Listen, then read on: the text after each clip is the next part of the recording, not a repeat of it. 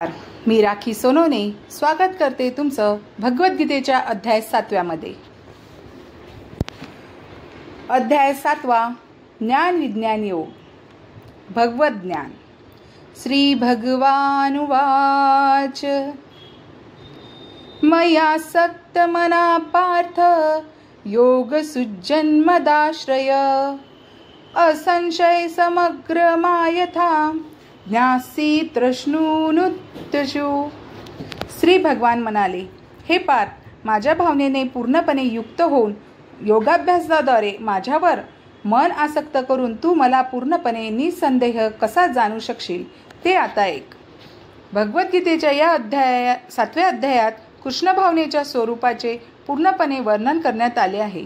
श्रीकृष्ण हे समग्र ऐश्वर्यांनी परिपूर्ण आहेत आणि ते आपले ऐश्वर्य कसे प्रकट करतात ते या ठिकाणी सांगितले आहे। तसेच या अध्यायात श्रीकृष्णांवर आसक्त होणाऱ्या 4 प्रकारच्या भाग्यशाली व्यक्तींचे आणि श्रीकृष्णांना कधीच स्वीकार न करणाऱ्या 4 प्रकारच्या दुर्भाग्य व्यक्तीचेही वर्णन आहे। भगवद्गीतेच्या प्रथम 6 अध्यायात जीवाचे वर्णन आहे। विविध प्रकारच्या योग पद्धतीद्वारे स्वतःला आत्मसाक्षात्काराप्रत उन्नत करण्या इतपत समर्थ असणारा अप्राकृत चेतन आत्मा असे करण्यात आले आहे। 6व्या अध्यायाच्या शेवटी स्पष्टपणे सांगण्यात आले आहे की श्रीकृष्णावरील मनाची स्थिर एकाग्रता किंवा दुसऱ्या शब्दात सांगायचे तर श्रीकृष्ण भावनेचे म्हणजे सर्व प्रकारच्या योगाची परिपूर्तता होय। मनुष्याने जर आपले मन श्रीकृष्णांवर केंद्रित केले तर तो परम सत्याला पूर्णपणे जाणू शकतो।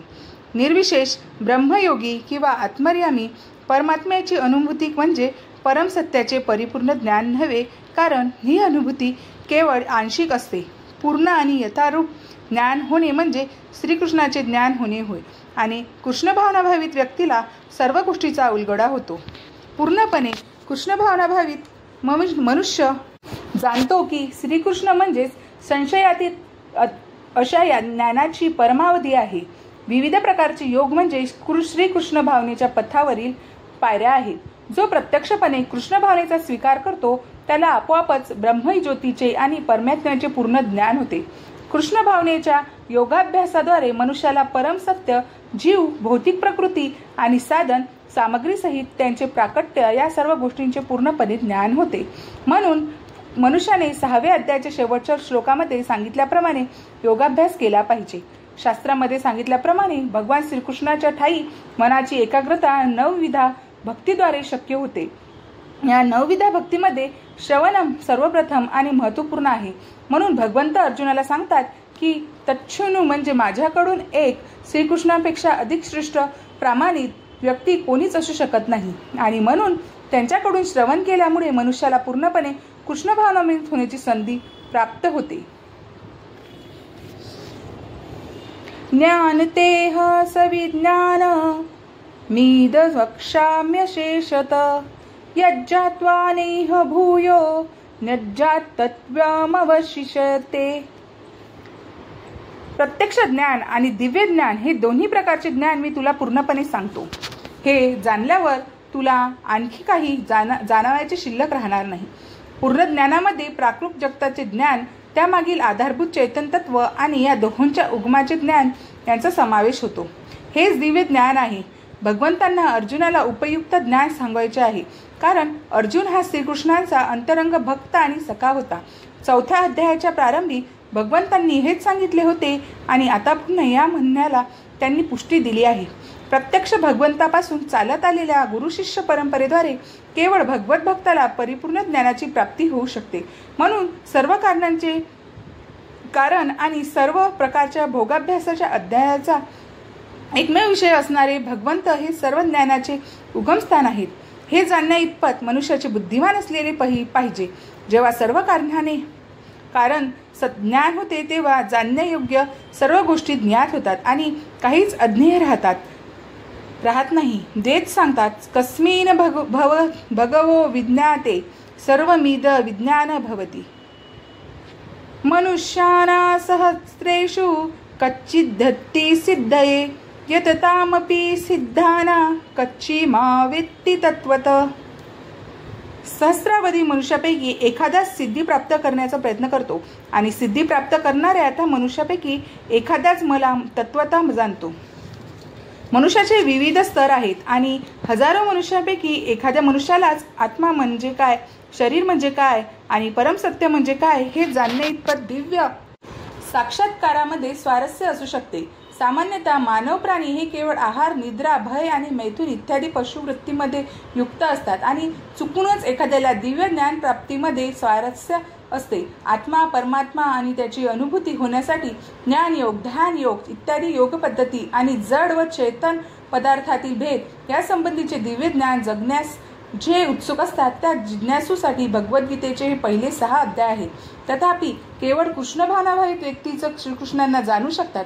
इतर योग्यांना निर्विशेष ब्रह्माचा साक्षात्कार होऊ शकेल, कारण ब्रह्मानुभूती ही श्रीकृष्णांना जाणण्यापेक्षा सहज सोपी आहे. श्रीकृष्ण हे परमपुरुष आहेत, पण त्याच वेळी ते ब्रह्म आणि परमात्म्याच्या ज्ञानाच्याही पलीकडे आहेत. श्रीकृष्णांना जाणण्याच्या प्रयत्नात योगीजन आणि ज्ञानीजन गोंधळून जातात.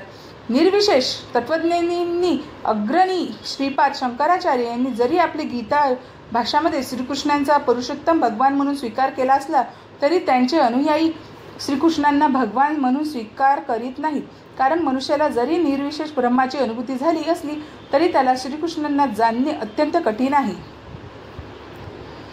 भूमिरापो नलो वायू सख मनो बुद्धिरेव च अहंकार इति मे भिन्ना भिन्ना प्रकृतिरष्टदा.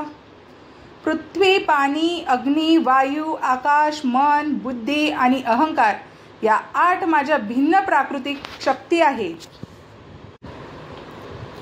अपरेयमित्यत्वस्ना प्रकृती विद्यमे पराम जीवभूता महाबाहो यये दधातये जगत. हे महाबाहू अर्जुना, या व्यतिरिक्त माझी आणखी एक श्रेष्ठ अशी पराकृती आहे जिच्यामध्ये जीवांचा समावेश होतो. हे जीव कनिष्ठ भौतिक प्रकृतीच्या साधनांचा उपयोग घेतात. एतद्धोनीनि भूतानि सर्वाणि त्युपराधरय अहमृत्यस्य जगत्ता प्रभव प्रलयस्तथा. सर्व सृष्ट प्राणीमात्रांचा उगम या 2 शक्तींमध्ये होतो.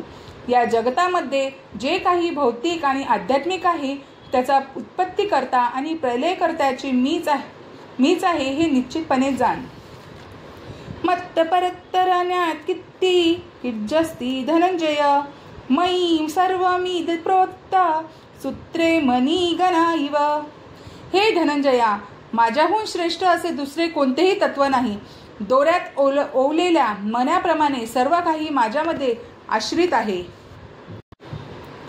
रसोहंप्युस्य कौन्तेय प्रभास्मि शशि सूर्यवो प्रणव सर्व देवेषु शब्दखे पोरुषु नृषु. हे कौन्तेया, पाण्यामधील रस मी आहे, चंद्र आणि सूर्याचा प्रकाश मी आहे, वैदिक मंत्रामधील ओंकार मी आहे, आकाशातील शब्द मी आणि मनुष्यामधील सामर्थ्य मी आहे. पुण्यगंत पृथिव्याच तेजस्वास्मी विभावसो जीवन सर्वभूतेषु तपच्चास्मी तपस्विषु. पृथ्वीचा मूळ सुगंध मी आहे आणि अग्नीमधील उष्णता मी आहे. सर्व जीवांमधील जीवनशक्ती मी आहे आणि सर्व तपस्व्यांचे तप मी आहे. बीजमा सर्वभूताना विद्धि पार्थ सनातनम बुद्धिमतामस्मी तेजस्विनामहम. हे पार्था, अस्तित्वातील सर्व वस्तूंचे बीज, बुद्धिमानांची बुद्धी आणि सर्व शक्तिमानांची शक्ती मी असल्याचे जाण. बलवताच्या होणे कामगाग विवर्जितम धर्माविरुद्ध भूतेषु कामोस्मी भरतवर्षभ. मी बलवानांचे बल आहे, जे काम तसेच आसक्तीरहित असते ते भरत श्रेष्ठ अजून धर्मतत्वांविरुद्ध नसणारा कामही मीच आहे. ये चैव सात्विका भावा राजस्ततमचाये मक्त एवेति तान्विद्धी नत्वः तेषु ये मयी. सात्विक, राजसिक किंवा तामसिक हे सर्व भाव माझ्या शक्तीनेच अभिव्यक्त होतात. एका दृष्टीने मी सर्व काही आहे, परंतु मी स्वतंत्र आहे. मी प्राकृतिक गुणांच्या अधीन नाही, उलट तेच माझ्या अधीन आहेत. त्रिभिर्गुणमयैर्भार्य वैरेभिः सर्वमिदं जगत् मोहित नाभिजानाति मामेभ्य परं व्ययम्. त्रिगुणांनी मोहित झाल्यामुळे हे संपूर्ण जगत श्रीकृष्णातील आणि अविनाशी असे माझे स्वरूप जाणीत आहे. त्रिगुण म्हणजे सात्विक, राजसिक आणि तामसिक. देवी हेषा गुणमयी मम माया दुरत्यता मामेव ये प्रधत्यन्ते मायामेता तरन्ति ते. 3 प्राकृतिक गुणांनी युक्त असलेली माझी देवी आयाशक्ती ही अतिशय दुस्तर आहे, परंतु जे मला शरण आले आहेत ते मायेला सहजपणे तरुण पलीकडे जातात. न मा दृष्टीदिने मूढा प्रबध्यते नराधमा माययात्पत्यज्ञाना आसुरी भावश्रामिता. जे अत्यंत मूर्ख आणि दुष्ट आहेत, नराधम आहेत, ज्यांचे ज्ञान मायेमुळे नष्ट झाले आहे आणि जे असुरांची नास्तिक प्रवृत्ती धारण करतात ते मला शरण येत नाही. मूढ, नराधम, भ्रमित तर्कवादी आणि नास्तिकवादी हे लोक सर्व शास्त्रांची व आचार्यांची संमती असली तरी सुद्धा भगवंताच्या चरण कमलांना शरण जात नाही. चतुर्विधा भजन्ते मा जना सुकृतिनो जनो आर्तो जिज्ञासु सुरर्थार्थी ज्ञानी च भरतवर्षभ. हे भरत श्रेष्ठा अर्जुना, 4 प्रकारचे पुण्यात्मा माझी भक्ती करीत असतात: आर्त, अर्थार्थी, जिज्ञासू आणि ज्ञानी. तेषा ज्ञानी नित्ययुक्त एक भक्ती विशीर्षते प्रियो हि ज्ञानी नोत्या धर्मय च मम प्रिय. यापैकी जो पूर्ण ज्ञानी आहे आणि नित्य भगवत भक्तीमध्ये युक्त आहे तो सर्वोत्तम आहे, कारण मी त्याला अत्यंत प्रिय आहे आणि तो मला अत्यंत प्रिय आहे. उदारा सर्व एवेते ज्ञानी त्वात्मामेव मतम् आस्थित सहि युक्ता मामे वातुत्त गतिम.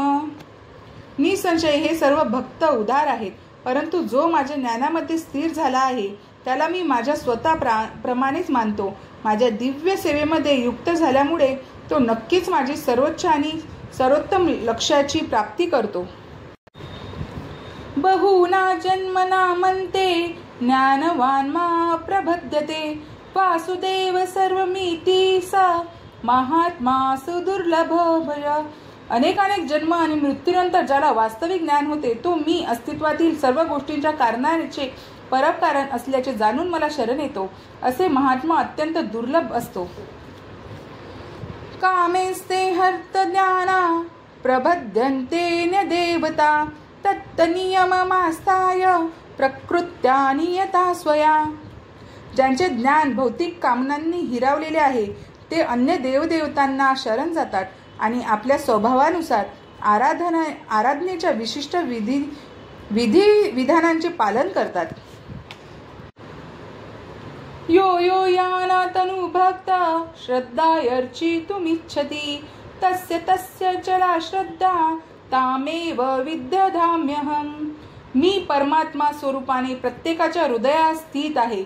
जेव्हा मनुष्य विशिष्ट देवतेची उपासना करण्याची इच्छा करतो तेव्हा त्या विशिष्ट देवतेवर मी त्यांची श्रद्धा दृढपणे स्थिर करतो, जेणेकरून तो त्या देवतेची उपासना करण्यात स्वतःला समर्पित करू शकतो.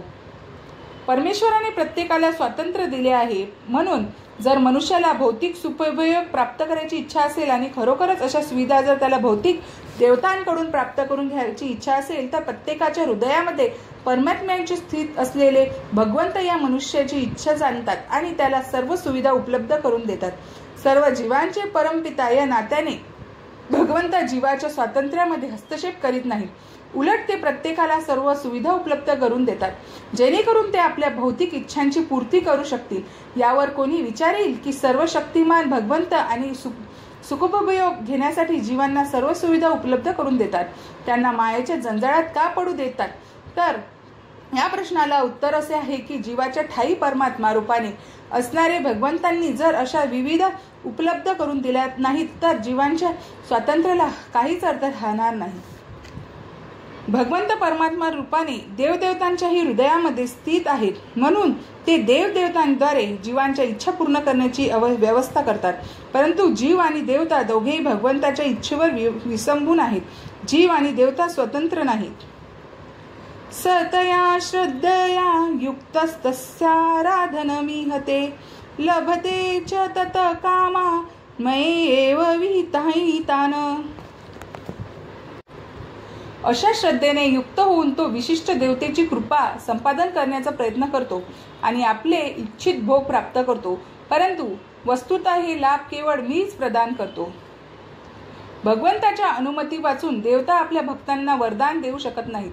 सर्व काही भक्तांच्या मालकीचे आहे याची विस्मरण जीवाला होऊ शकते, परंतु देवतांना होत नाही. म्हणून देवतांची उपासना आणि लाभेच्छांची प्राप्ती हे देवतांमुळे होत नाही, तर भगवंताच्या अनुमतीने होत असते. अल्पज्ञानी जीवाला याचे ज्ञान नसते, म्हणून तो लाभ प्राप्तीकरिता मूर्खपणाने देवतांकडे जातो. परंतु शुद्ध भगवत भक्ताला जेव्हा कशाची गरज असते तेव्हा तो भगवंताचीच प्रार्थना करतो. तरीही लाभ प्राप्तीची इच्छा करणे ही शुद्ध भक्ताचे लक्षण नव्हे. सामान्यतः जीव हा देवतांना शरण जातो, कारण तो आपल्या कामवासनांची तृप्ती करण्यामध्ये अत्यंत आसक्त झालेला असतो. असे घडण्याचे कारण म्हणजे जीव अयोग्य गोष्टींची इच्छा करतो आणि भगवंत स्वतः अशा प्रकारची इच्छा तृप्त करीत नाही.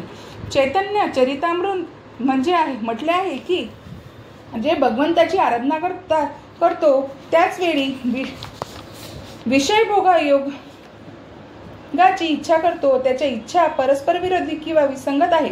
भगवंतांची भक्तिपूर्ण सेवा आणि देवतांची उपासना ही एकाच स्तरावर असू शकत नाही, कारण देवताची उपासना ही भौतिक आहे आणि भगवंताची भक्तिपूर्ण सेवा करणे ही पूर्णपणे आध्यात्मिक बाब आहे.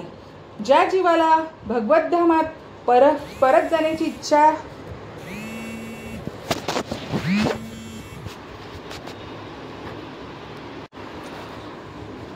देवतांची उपासना ही एकाच स्तरावर असू शकत नाही, कारण देवतांची उपासना ही भौतिक आहे आणि भगवंताची भक्तिपूर्ण सेवा करणे ही पूर्णपणे आध्यात्मिक बाब आहे. अंतवत्तु फलतेषा तद्भावत्य पल्पमेध साम देवान देवयजो यान्ति मद्दक्ता यान्ति मामपि. अल्पबुद्धी लोक देवतांची उपासना करतात आणि त्यांना प्राप्त होणारे फळे मर्यादित व अनित्य असतात. देवतांचे उपासक देवलोकांची प्राप्ती करतात, पण माझे भक्त अखेर माझ्या परमधामाची प्राप्ती करतात.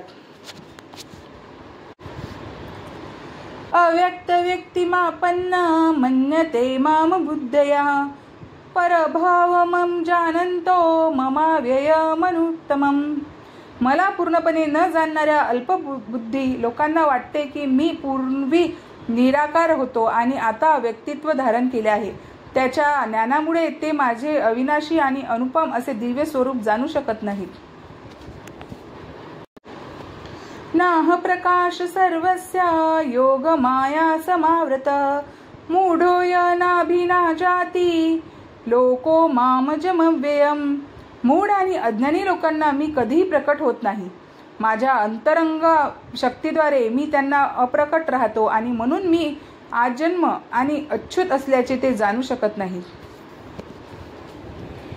देहाः समतीतानि वर्तमानानि चार्जुन भविष्यानि च भूतानि मातु वेद न कच्चन.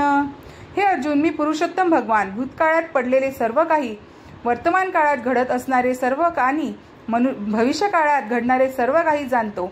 मी सर्व जीवांना जाणतो, परंतु मला कोणीही जाणत नाही. इच्छाद्वेष समुत्थेन द्वांद्वमोहेन भारत सर्वभूतानि सम्मोह सर्गे यान्ति परंतप. हे परमतप भारता, इच्छा आणि द्वेष यापासून उद्भवणाऱ्या द्वादांने मोहित झाल्यामुळे सर्व जीव मोहामध्ये जन्म घेतात. एषा त्वंतगत पाप जनाना पूर्ण कर्मना ते द्वांद मोह निर्मुक्ता भजन्ते मा दृढव्रता. ज्यांनी या जन्मी आणि पूर्वजन्मी पुण्यकर्मे केली आहेत आणि ज्यांची पापकर्मे पूर्णपणे नष्ट झाली आहेत ते द्वंद्वरूपी मोहातून मुक्त होतात आणि दृढ निष्ठेने माझ्या सेवेमध्ये युक्त होतात. जरा अमरण मोक्षाय मामश्रिष्ट यतन्ति ते, ते ब्रह्म ताद्विदु कृत्सामद्याम कर्म चाखिलम. जरा मरणातून मुक्त होण्याकरिता प्रयत्न करणारे जे बुद्धिमान मनुष्य आहेत ते माझ्या भक्तीद्वारे माझा आश्रय घेतात. वास्तविकपणे ते ब्रह्म आहेत, कारण त्यांना आध्यात्मिक क्रियांचे संपूर्ण ज्ञान आहे. जन्म, मृत्यू, जरा आणि व्याधी या भौतिक शरीराला पीडा देतात, परंतु आध्यात्मिक देहाला जन्म, मृत्यू, जरा आणि व्याधी नसते. म्हणून तो आध्यात्मिक देहाची प्राप्ती करतो. तो भगवंताचा एक पार्षद बनतो आणि शाश्वत भक्ती योगामध्ये पारायण झाल्यामुळे तो खऱ्या अर्थाने मुक्त असतो. ब्रह्मास्मी, मी ब्रह्म आहे असे सांगितले जाते की मनुष्याने आपण ब्रह्म आत्मा असल्याचे जाणले पाहिजे. या श्लोकात सांगितल्याप्रमाणे जीवनविषयक ही ब्रह्मसंकल्पना भक्तीमध्येही आहे. शुद्ध भक्त हे दिव्य ब्रह्मस्तरावर स्थिर असतात आणि दिव्य क्रियांचे त्यांना पूर्ण ज्ञान असते. दिव्य भगवत सेवेमध्ये युक्त झालेले 4 प्रकारचे अशुद्ध भक्त आपापली दृष्टीने प्राप्त करतात आणि भगवंताच्या कृपेने जेव्हा ते पूर्णपणे कृष्ण भावनाभीत होतात तेव्हा त्यांना भगवंताच्या दिव्य सत्संगापासून आनंद प्राप्त होतो. परंतु जे देवतांचे उपासक आहेत त्यांना भगवंताच्या परमाधाची कधीच प्राप्ती होत नाही. ब्रह्मानुभूती झालेल्या अल्पज्ञ व्यक्तींनाही श्रीकृष्णांच्या परम गोलोक वृंदावन धामाची प्राप्ती होत नाही. जे कृष्ण भावनाभीत कर्म करीत आहेत त्यांनाच केवळ ब्रह्म म्हणता येते, कारण तेच वास्तविकपणे कृष्ण लोकांची प्राप्ती करण्याचा प्रयत्न करीत आहेत. अशा व्यक्तींना श्रीकृष्णाबद्दल मुळीच संशय नसतो आणि म्हणून ते वास्तविकपणे ब्रह्म आहेत. केवळ भौतिक बंधनातून मुक्त होण्याकरिता जे भगवंताच्या अर्चा विग्रहाची आराधना करतात, परायण झाले आहेत किंवा भगवंतावर ध्यान करण्यात मग्न झाले आहेत, त्यांसुद्धा भगतांनी पुढील अध्यायामध्ये सांगितल्याप्रमाणे ब्रह्म अधिभूत इत्यादींचे तात्पर्य करते. साधिभूतादिदेव मा साधी यज्ञ च ये विदु प्रायान काले पीच माते विद्युच्च ते तस. पूर्णपणे बत्परायण झालेले जे मला भौतिक सृष्टीचा संचालक, देवतांचा नियंत्रक, सर्व पयान यज्ञांचा अधिष्ठाता भगवंत म्हणून जाणतात, ते मृत्यूसमयी सुद्धा मला जाणू शकतात. कृष्ण भावनाभावित कर्म करणारे भगवंतांना पूर्णपणे जाणण्याच्या मार्गापासून कधीच विचलित होत नाहीत. कृष्ण भावनेच्या दिव्य सानिध्यात मनुष्य भगवंत हे भौतिक दृष्टीने संचालक तसेच देवतांचेही नियंत्रक असे आहेत हे जाणू शकतो. क्रमाक्रमाने असे दिव्य सहवासामुळे मनुष्याची भगवंतांच्या ठाई दृढ निष्ठा निर्माण होते आणि मृत्यूसमयी असा कृष्ण भावनाभावित मनुष्य श्रीकृष्णांना कधीही विसरत नाही.